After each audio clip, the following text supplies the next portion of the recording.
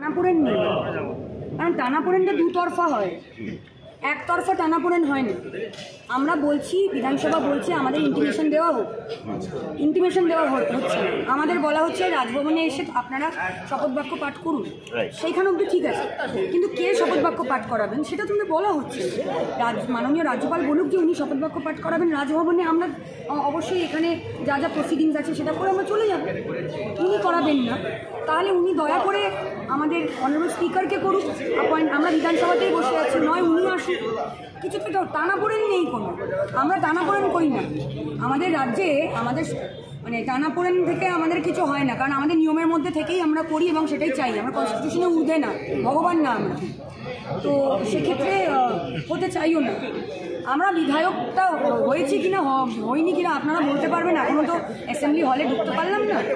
হয়েছি কি হয়নি জানি না, নির্বাচিত হয়েছি মানুষের ভোটে, উনিও মানুষের ভোটে জিতেছেন, আমিও মানুষের ভোটেই জিতেছি, এই যে তার প্রমাণ।